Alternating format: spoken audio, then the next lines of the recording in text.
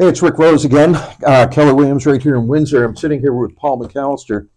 And today's discussion is going to be on rent-to-owns and helping people, if they don't quite fit the model that the banks want or whatever, there still might be a solution. There probably is a solution, a creative solution. One of those is rent-to-own.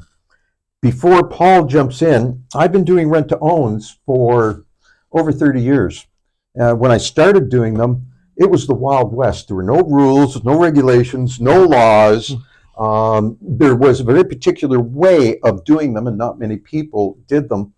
And for about the first 12, 15 years or so, I did them that way. I actually felt guilty about getting the investors involved in the way that it was done pretty much by everybody else. All the gurus across Canada were actually teaching this. So I developed a different way, a better way of doing the rent-to-owns, and we'll probably get into a little bit of that. But from a real estate perspective and from a mortgaging, helping put these things together perspective, that's what we're going to talk about today. Yeah. Excited for them. Rent-to-owns are so creative and so like the old school way to do them compared to new school, and then the investors' appetites have changed so much.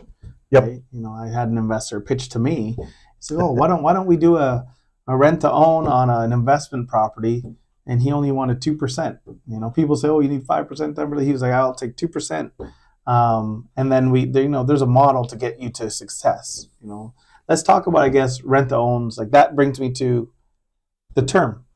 How like walk through a rent-to-own. Let's walk through the process of the rent-to-own. First of all, yeah, rent-to-own, the way I do it is actually, it's a misnomer, but I use the term rent-to-own because everybody's familiar with it. But the way I do it, it's actually not renting the property. The old way of doing a rent-to-own is two contracts. One is a lease and one is the option to purchase. So you sign a lease, you move in as a tenant, and a couple of months before the thing's supposed to close, 18 months, 24 months, whatever it is, you exercise your option, which means then you will move forward toward buying the home. The way I do it, and the new better says, that's so wishy-washy. And rent-to-own used to have a really bad reputation, and it was because people were utilizing that old way of doing it and actually ripping people off. Mm-hmm. The newer way, and one because I'm a realtor, but the new better way is, and the way I do it is I actually fill out an agreement of purchase and sale. So you have an investor and you have the buyer.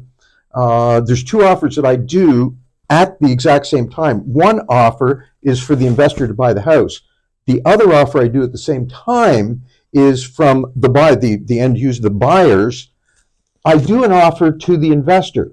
That gives the investor a comfort level where he knows at the end of 3 years that the house is actually sold, and he can move forward that knowing full well that there aren't going to be any problems and the house is sold. Now, in that agreement of purchase and sale, there are 4 pages of Schedule A that differentiate that particular sale compared to a normal sale where we do up an agreement of purchase and sale and 6 weeks later it closes.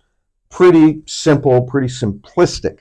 With the rent-to-own, there has to be more of an explanation in the paperwork of what everybody's responsible for and how this works. I did say 3 years because what I found is there are 2 reasons that people need to do a rent-to-own. They either don't have the down payment or they don't have the credit rating right now. Mm-hmm.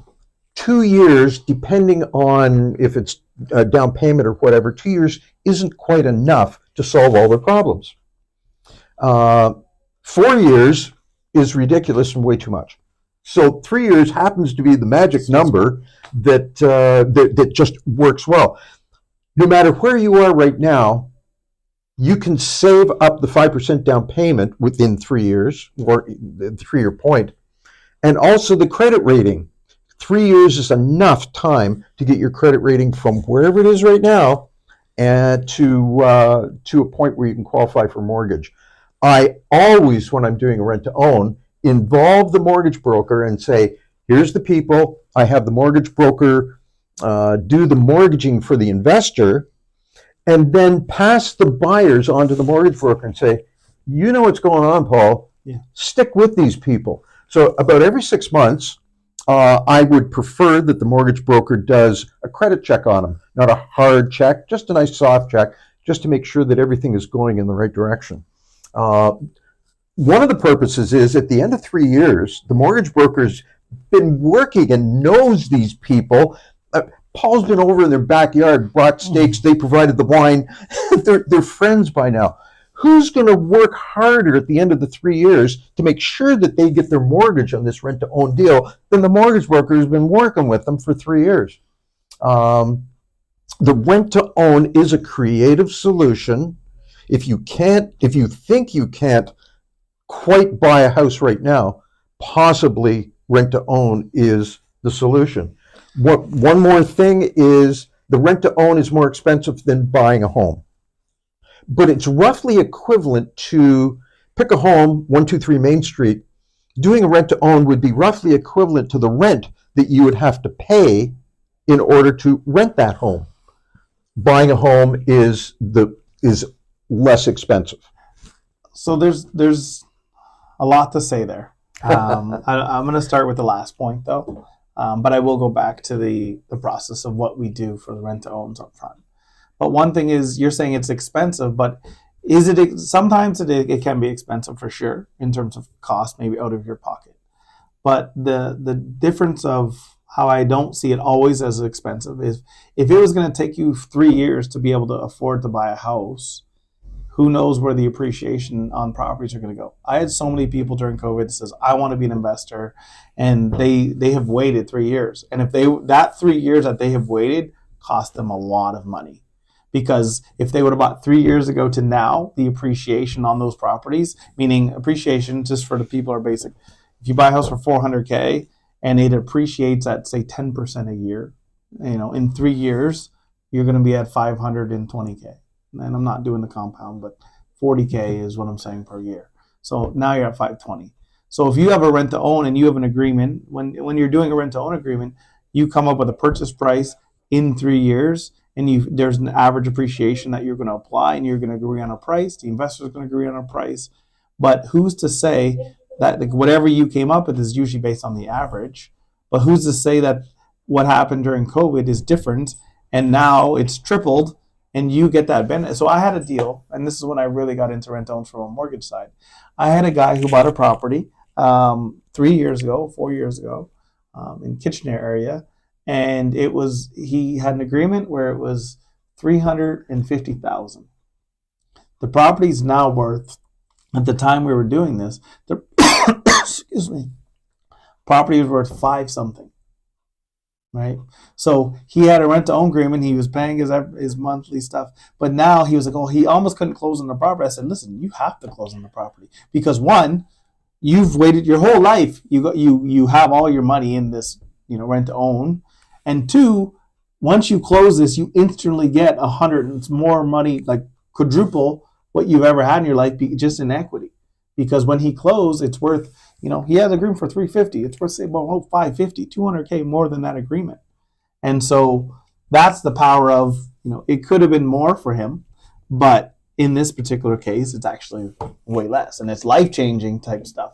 So I'm not saying that's always going to happen, but that's what really got me interested in rent-to-own, is that kind of scenario. Right? I've actually had the same thing happen where the price on the property has gone up. They've locked in at, for example, $350. You're buying a $550,000 house for $350,000. And because we're not dealing with those 2 contracts and a lease and everything like that, there can't be any changes made. Mm-hmm. I do an agreement of purchase and sale, which means the price is locked in, the closing date everything's locked in. And the only way that you can change an agreement of purchase and sale is by way of amendment, and both parties have to agree to that. So his money was absolutely locked in. He's buying a 550 house for $350,000. Good deal.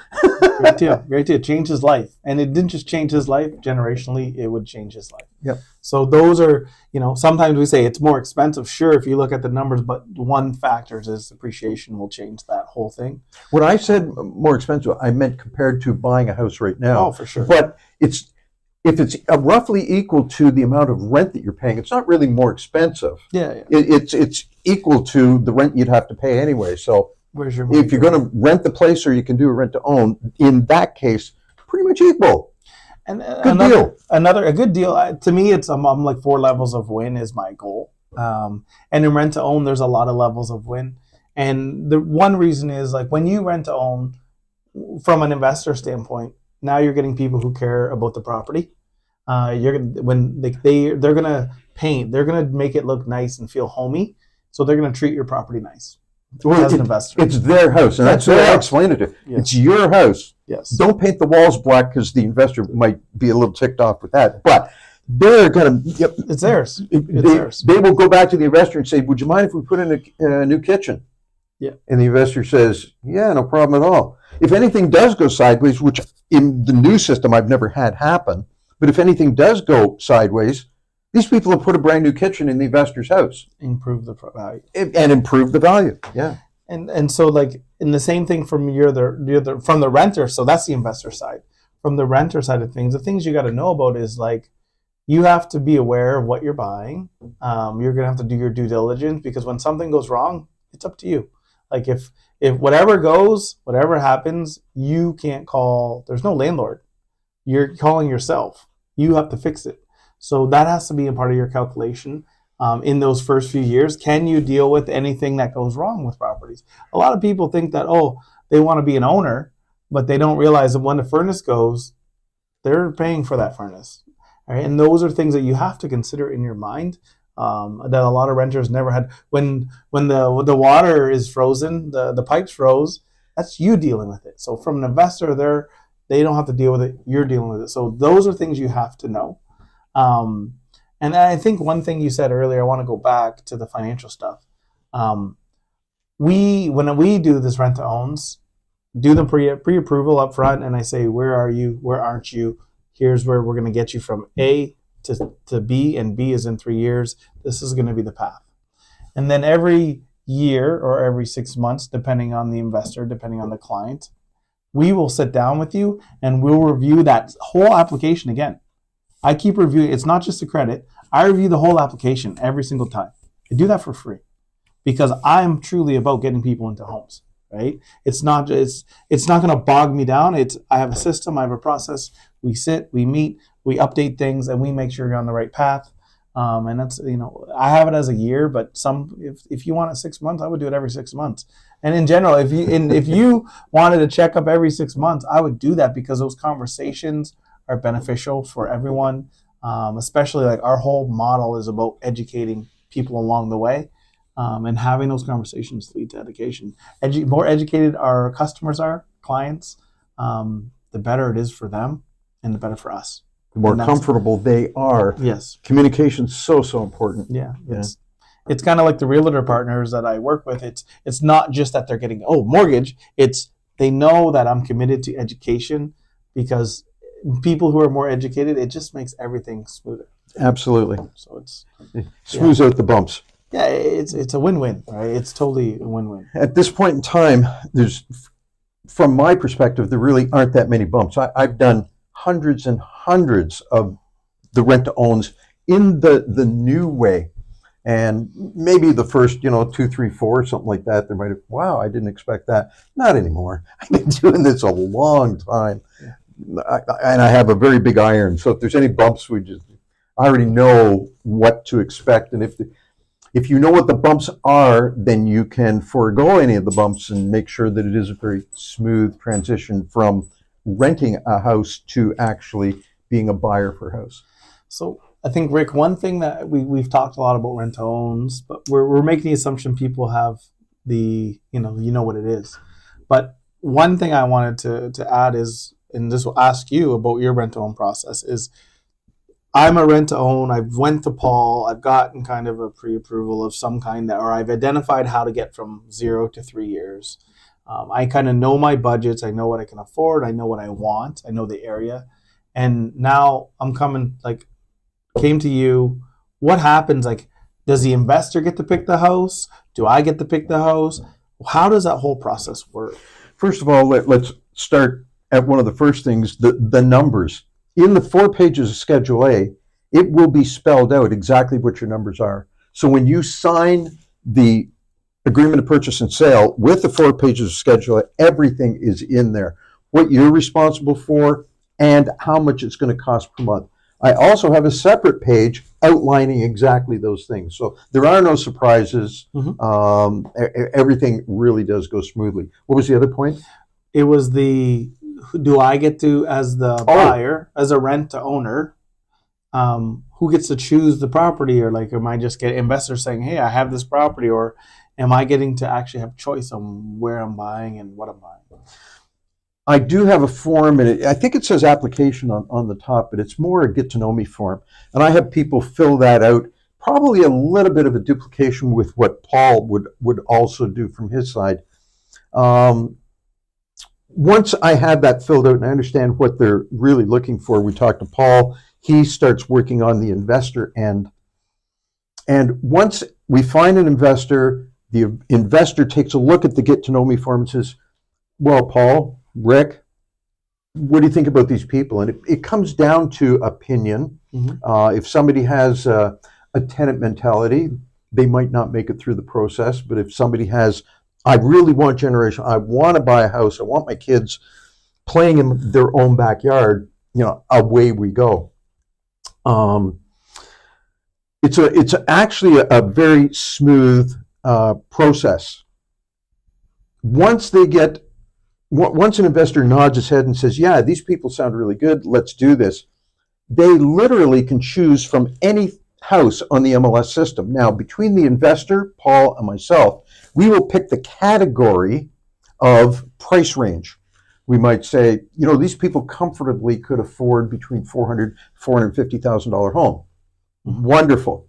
We tell them there two things. One, they can go on to realtor.ca, and that makes them feel good. They're involved, and they can find homes on realtor.ca. Also, as the realtor, I will take a look at all of the new listings coming on, what is currently on there, and anything that fits their criteria, I'll pass on to them, or they've already found.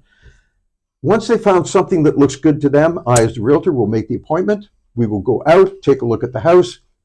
We will continue that until they find something that this is our new house. We want this one. Okay, fine. I print off a copy of the listing. That gets sent to Paul and the investor.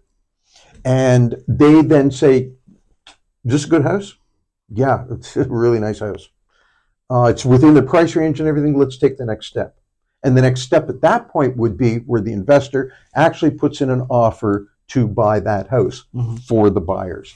That's kind of the process that we utilize. Yeah, no, the main thing I wanted to clarify is you have a choice. You're not just getting a anything on the MLS system. Yeah, and the investor agrees with. That would be the caveat. Still, I would say most of them they're going to agree with, but I mean, depending on the investor, they're going to have an appetite for maybe a certain value, or if there's major things that they're going to be thoughtful. They're not just going to say I wouldn't say every house. We get asked a lot of questions by the investor. What about this? What about that? Yeah.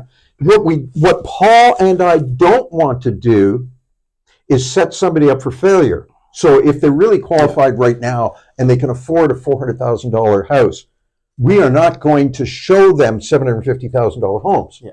Because there's no way at the end of the 3-year period that they'll be able to close on it. So that's why between our little team here, it's really important that all three of us, Paul, the mortgage guy, me, the rent-to-own guy, and the investor, we all agree that on price ranges, these are the homes we're looking at.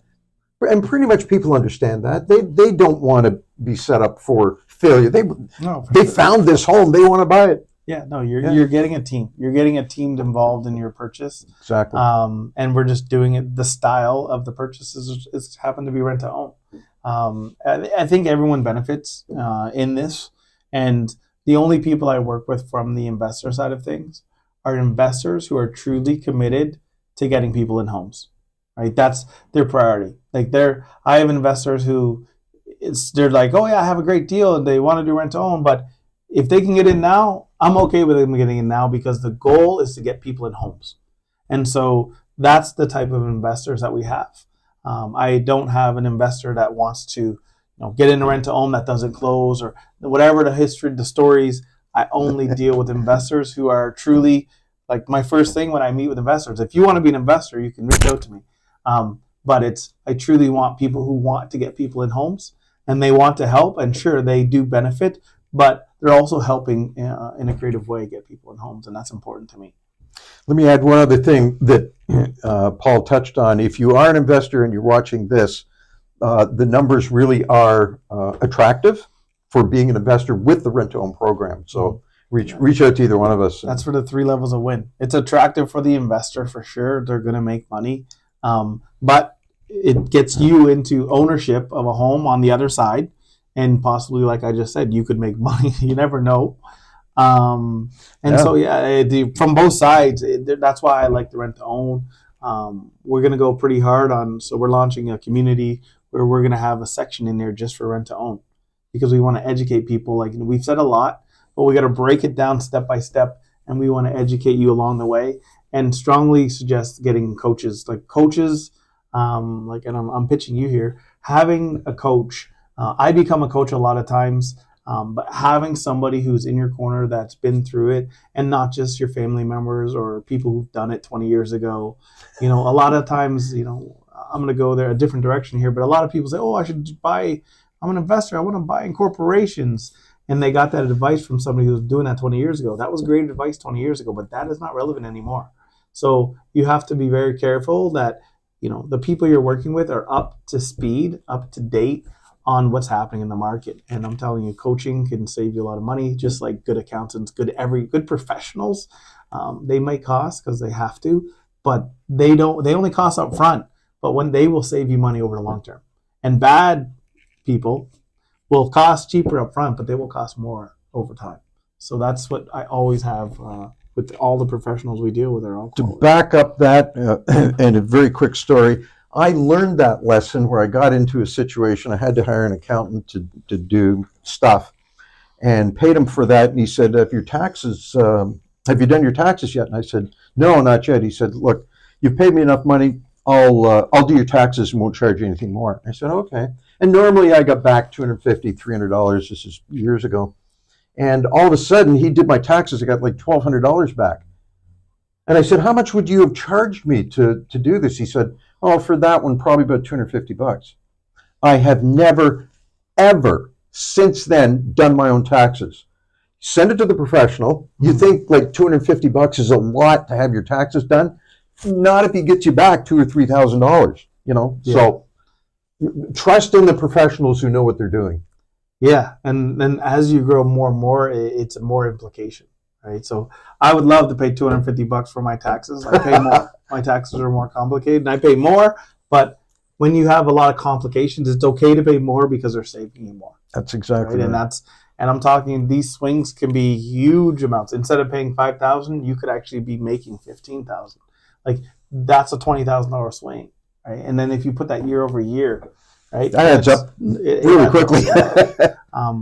I think one other thing I want to touch on before we close is if you are a business owner, and you're not sure and you just started, that is another rent-to-own possibility.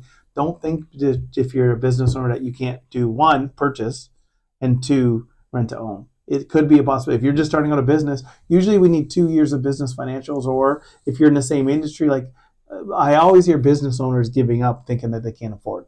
And I feel like I want to start a campaign just about business owners. Yes, you can afford it. Sometimes you go to banks, they don't like you. Some banks might not like you, but we know last year we did with 65 lenders. We have access to 90-ish. And some of those lenders have programs designed just for business owners. And, some business owners say, oh, I don't do my taxes or whatever, or I don't maybe claim much on paper or whatever it is. That's your business. But there are ways around it. I had a client that came to me and they had a pre-approval for 350, and they couldn't find anything in this market. They're like, we can't find anything they liked, and so we looked at, and they're a business owner, and I looked at it from a different angle, and I ended up getting a pre-approval for $720K, from 350 at one of these big banks to $720K. Boom! Next week they transacted, they purchased, and all we did is we looked at their bank statements. So there's a lot of things, ways that lenders have designed programs, and sometimes they fit with rent to own. Sometimes they just get. Again, I'm talking about getting people into home ownership because that's what I care most about. But rent to own, if you're a business owner, all of these types of things is why you need to have those discussions outside of Facebook communities and outside of your family members. Like, go to professionals to have those conversations to get a better perspective. And I've got to tell you, one other thing, I guess, about Paul is dealing with a professional is very, very important. There are a lot, I guess, mortgage brokers out there, and there are some mortgage brokers who only want to do A deals. And there are different lenders. There's A, B lenders, C lenders. There are some mortgage brokers who only want to do, they're very quick, fill out this application, boom, fully qualified. But the mortgage brokers who can do the creative stuff, they're the ones who are going to help you get into home ownership. And actually, Paul is one of those guys.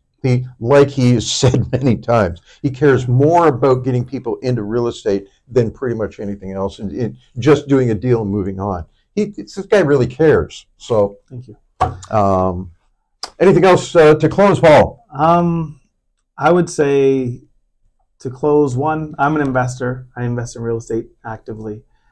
So I love investors, right? I love building people's portfolios with them. That is my thing. You mentioned that there's people who want to do the A deals. Well, some people don't want to do. I have mortgage agents who send me deals actually for, if they have 10 properties, people are like, oh, I don't want to do that because they know they have to collect 10 property statements, all the leases. And so I actually like those deals, right? My whole strategy is work with them to build their real estate portfolio from 0 to, I have someone with 40. And I don't mind. That 40 doesn't scare me. I teach them how to keep their documents. I teach them all these things. And because it's a win-win. Win for them, win for me, and it makes the whole process easier. I'm going to close with, I'm an investor-focused mortgage agent. I am also a team lead that has specialists in first-time homebuyers. Like you said, what is something you said? Oh, agricultural, commercial, whatever it is, and wherever it is. East, there's a couple spots that are a little bit harder, but we can do things and we can make things happen throughout Canada, and that's who we are. So, going along with that, again, I'm a certified real estate investment coach. And from the investment perspective, dealing with an investor, that's where this all kind of fits in. So I won't go over all my qualifications. We don't have that much time. I like it. If you don't think that you can buy a house or get into home ownership, you should be talking to one of us or both of us. And if you are an investor who have always wondered what kind of returns you can get getting into rent to own, or what kind of process there is, that's when you can reach out as well. Yep. We've both been doing this for a while. Me a little bit longer, but both been doing it a while. If you have any questions at all, please feel free to give Paul a call. Please feel free to give me a call. We or both of us will walk you through the whole scenario, exactly how to do it. But more importantly, we will answer all of your questions. And the only reason that people don't do stuff that they really should be doing is because they have an unanswered question in their minds. Allow us to answer the questions for you, and let's move forward. Let's help you become successful. Anyway, thank you so much for being with us today. I thank Paul for being here today. Any questions, give us a call, and we'll talk soon. Thank you.